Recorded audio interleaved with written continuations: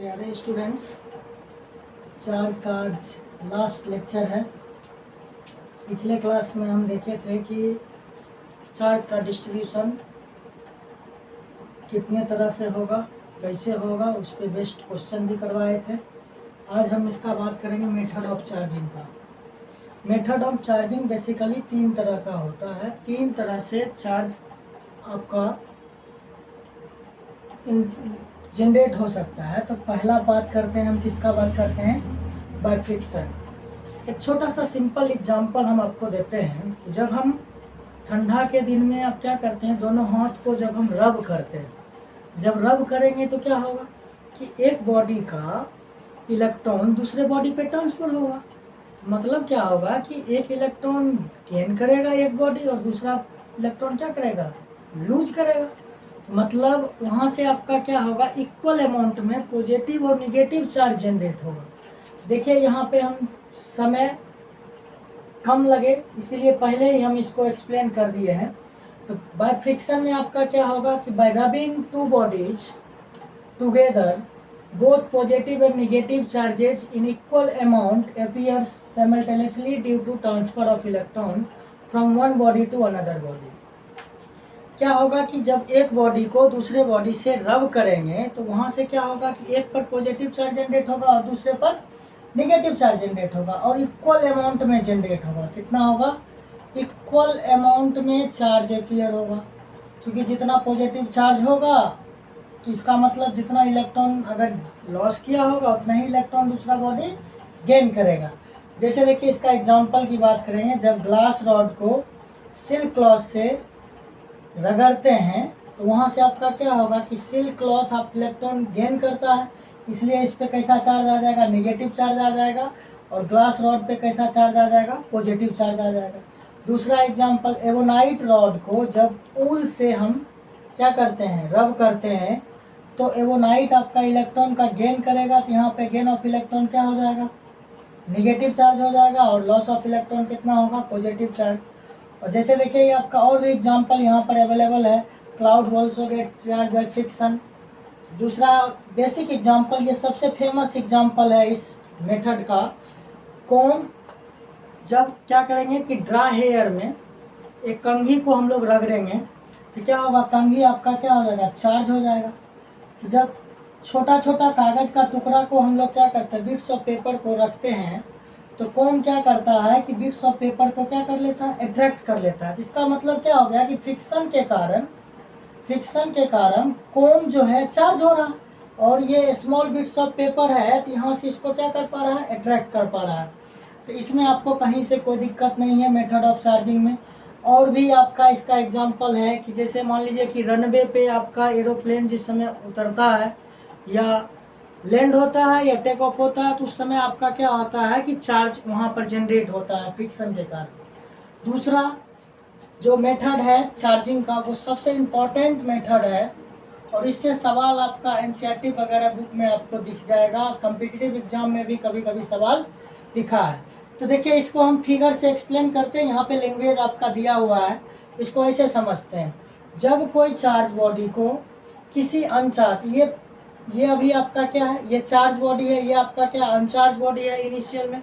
जब कोई charge body को अनचार्ज बॉडी के करीब लाते हैं, ठीक है, if a charge body is brought near an uncharge body, जब चार्ज बॉडी को अनचार्ज बॉडी के नज़दीक लाइएगा तो उस केस में आपका क्या होगा, one side of neutral body. तो फिलहाल अभी आपका न्यूट्रल बॉडी है, तो ये आपका one side of neutral body, मतलब इस चार्ज बॉडी के क्लोज जो आपका फेस होगा उस पे अपोजिटिवली चार्ज आपका जनरेट होगा, और ये अपोजिटिव नेचर का चार्ज जनरेट होगा, becomes oppositely charge while the, जबकि इसका फार जो सरफेस होगा उस पे सिमिलर नेचर का चार्ज आपका क्या होगा, जनरेट होगा। लेकिन एक चीज है, ये जो चार्ज आपका क्यू डैश जो यहाँ पे लिख रहे हैं, इसको हम लोग नाम देते हैं इंड्यूस चार्ज। क्या देते हैं?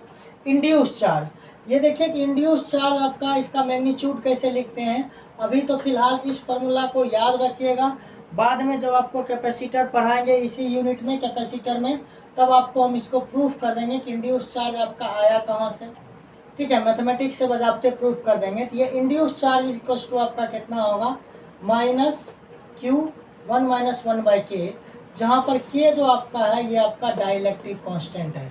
यहाँ तक आपको कोई परेशानी नहीं है। फिर से इसको एक बार देख लेते हैं तेजी से।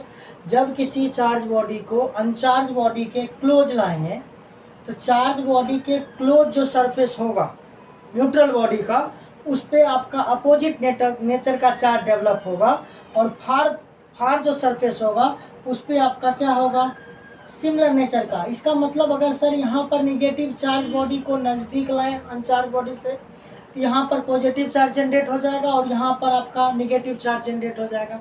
और इस जो आपका चार्ज यहाँ पर जनरेट होगा दोनों सरफेस पर, ये जो आपका इस चार्ज को हम लोग बोलते हैं इंड्यूस चार्ज।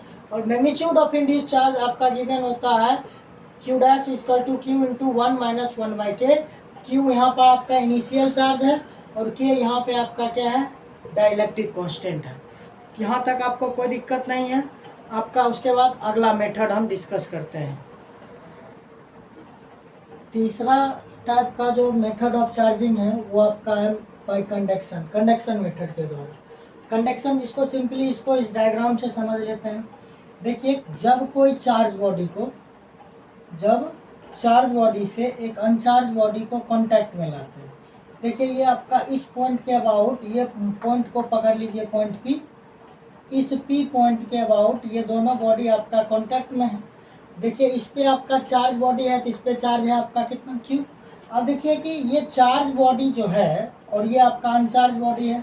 अब देखिए क्या हुआ कि इस पॉइंट पर पॉइंट ऑफ कांटेक्ट जो है, पॉइंट ऑफ कांटेक्ट जो है, इस पॉइंट पर से ये जो चार्ज बॉडी है इस पे से धीरे धीरे चार्ज आपका यहाँ पर एक्यूमुलेट होना शुरू हो जाएगा धीरे धीरे। तो मतलब पहले अनचार्ज बॉडी था ये, अब कुछ देर के बाद आपका चार्ज बॉडी से जब ये कांटेक्ट में आया तो क्या हो गया, ये भी धीरे धीरे चार्ज हो गया। तो वही चीज यहाँ पे लिखा हुआ है, when an uncharge body comes contact with the charge body then charge will transfer from charge body to uncharge body through point of contact. तो पॉइंट ऑफ कॉन्टैक्ट के थ्रू जो आपका चार्ज का ट्रांसफर होगा, इस पॉइंट को हम लोग बोलेंगे कंडक्शन के द्वारा आपका क्या है, चार्ज का ट्रांसफर है।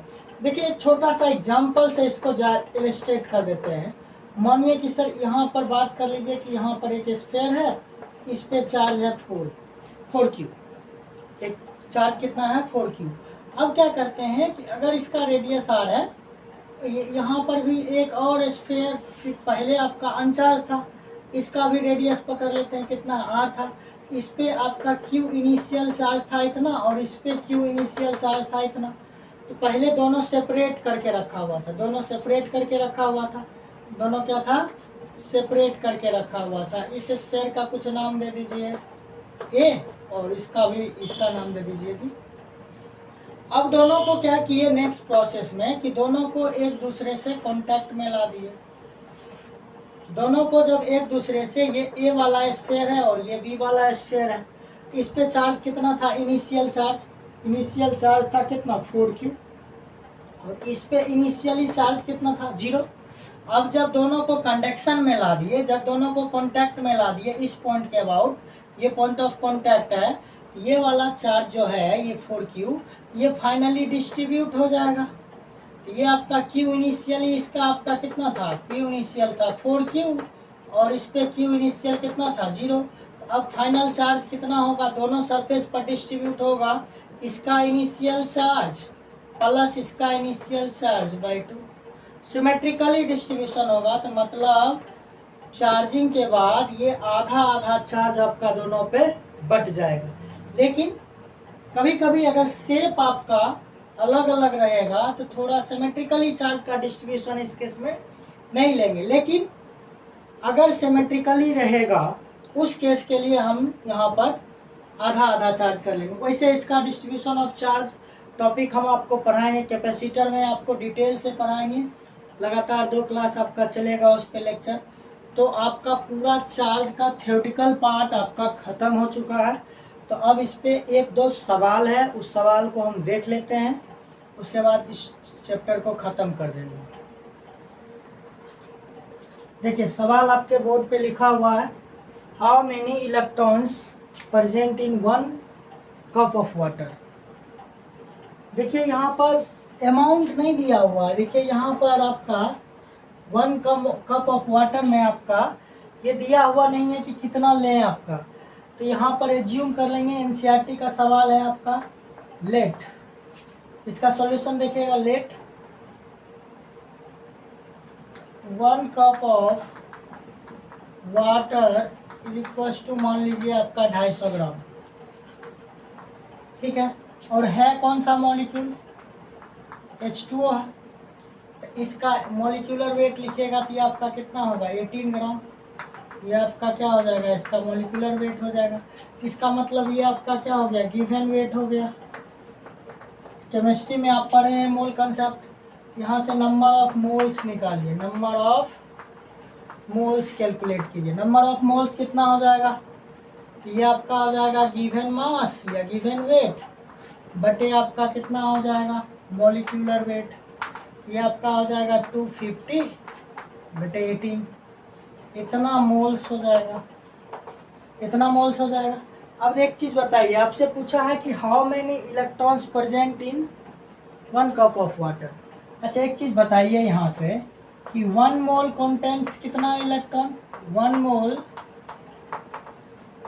कंटेंट्स एवोगाड्रो नंबर के बराबर 6.023 इंटू 10 का पावर 23 इलेक्ट्रॉन, तो इतना मोल आपका कितना होगा, देयरफॉर इतना मोल्स कंटेंट कितना करेगा 6.023 इंटू 10 का पावर 23 इंटू दिस बिकम्स 250 बटे 18। अब एक चीज़ और यहाँ पर गौर कीजिए कि H2O में कितना इलेक्ट्रॉन है, H2O में कितना इलेक्ट्रॉन है, आप तो मोल पे कैलकुलेट किए, अब H2O में number of electron present in H2O, ये देखिए कि 8 आपका किसका हो गया ऑक्सीजन का और 1 हाइड्रोजन का, ऐसा ऐसा एक एक 2 हाइड्रोजन है, तो टोटल आपका कितना हो गया 10 इलेक्ट्रॉन, कितना हो गया, तो देयरफॉर टोटल इलेक्ट्रॉन आपका कितना हो जाएगा, यहाँ पर देखिए 6.023 इंटू 10 का पावर 23 इंटू 250 बटे 18 इंटू 10, ये आपका नंबर ऑफ इलेक्ट्रॉन्स हो गया। इसको हम सॉल्व नहीं कर रहे हैं, यहीं पे आपको छोड़ रहे हैं। समझ में आया problem?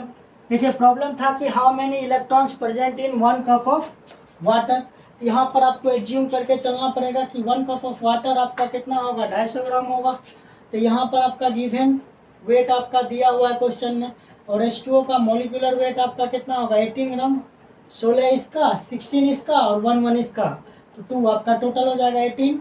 Number of moles calculate कर दिए, गिवन वेट बटे मॉलिक्यूलर वेट, इतना मोल्स आ गया। अब देखिए यहाँ पे फिर से हम मोल कंसेप्ट का कंसेप्ट लगाए, 1 मोल कंटेंट्स इतना इलेक्ट्रॉन, इतना मोल कंटेंट्स कितना इलेक्ट्रॉन, तो सिंपली क्या कर दिए यूनिटरी मेथड से सॉल्व कर लिए। अब एक चीज़ बताइए कि H2O में कितना इलेक्ट्रॉन टोटल, तो 10, टोटल इलेक्ट्रॉन 10, तो टोटल 1 कप ऑफ वाटर में कितना इलेक्ट्रॉन होगा, इतना इलेक्ट्रॉन होगा। इस क्वेश्चन को समझने में कहीं से कोई दिक्कत नहीं आया होगा। अब देखिए कि आपको हम क्या करते हैं, देखिए इस प्रॉब्लम में क्या कीजिएगा, इस प्रॉब्लम में करना क्या है कि number of electron in 1 coulomb charge, ठीक है 1 कूलम चार्ज, ये देखिए कि आपके एग्जाम में आपको डायरेक्ट सवाल आपका रहता है, इसको डाटा को याद रखिएगा। तो क्वांटाइजेशन ऑफ चार्ज में आप पढ़े Q इक्वल टू आपका कितना प्लस माइनस एन, आपसे एन पे कमेंट करने के लिए बोला है, एन इज इक्वल टू आपका कितना होगा Q/E, Q आपका दिया हुआ है 1, और इलेक्ट्रॉनिक चार्ज आपका कितना होता है 1.6 इंटू 10 का पावर माइनस 19, तो इसको जब आप सॉल्व कीजिएगा तो ये आपका कितना हो जाएगा ये 10 बटे 1.6 इंटू 10 का पावर 18। देखिए इस पावर को ऊपर किए तो 19 हुआ, 19 में एक मतलब एक आपका क्या किए 0 यहाँ पे ले लिए, आपका एक पावर यहाँ पे घट के बच गया 18, और इस डेसिमल को उठाएंगे 100, इसको सॉल्व करेंगे 6.25 मान के चलिए इंटू 10 का पावर इतना इलेक्ट्रॉन। इसको याद ही रखिएगा, ये स्टैंडर्ड डाटा है और इसमें आपको कहीं से कोई दिक्कत नहीं है। तो ये आपका था चार्ज का पूरा चीज़। अगर आप एक चीज़ और अगर आप बेसिक में देख सकते हैं प्रॉब्लम में क्या कि देखिए इसमें नोट करके हम आपको एक चीज़ बता देते हैं कि रिसेंटली जो है आपका क्वार्क पर आपका चर्चा चला है। रिसेंटली बोला क्या कि क्वार्क में अभी आप क्वांटाइजेशन ऑफ चार्ज में पढ़े थे कि यहाँ पे जो आपका होगा कि चार्ज जो आपका होगा कभी भी फ्रैक्शन में नहीं होगा, मतलब n का वैल्यू कभी भी 1/3, 2/3, 5/6 इस फॉर्मेट में नहीं हो सकता। लेकिन रिसेंटली डिस्कवर हुआ है कि प्रोटॉन और आपका क्या इलेक्ट्रॉन को हम लोग दो कंपोजिशन ऑफ क्वार्क से डेवलप कर सकते हैं, और वो क्वार्क है आपका ±1/3 और आपका है ±2/3e। ठीक है, इसको आप याद रखिएगा। ऑब्जेक्टिव क्वेश्चन को सॉल्व करने के लिए आपको क्वार्क का चर्चा आपका कभी कभी आपका क्वेश्चन में कर देगा। ठीक है, तो क्वार्क में आपका कितना हो गया ±1/3e एंड ±2/3e। इस दोनों के कंपोजिशन से आप प्रोटॉन और इलेक्ट्रॉन को फॉर्म कर सकते हैं। लेकिन ये फ्री एग्जिस्टेंस इसका नहीं है, क्वार्क का फ्री एग्जिस्टेंस आपका नहीं है, इस चीज़ को भी ध्यान में रखना है। ये आपका चार्ज का पूरा एकदम जहाँ तक था सारा चीज़ हम डिस्कस कर दिए। अब नेक्स्ट क्लास में देखेंगे कि कूलम्ब्स लॉ, या देखते हैं कि अगर अभी भी कूलम्ब्स लॉ अगर हो जाएगा तो कूलम्ब्स लॉ का थ्योरी अभी जस्ट बता के आपको आगे स्टार्ट करते हैं।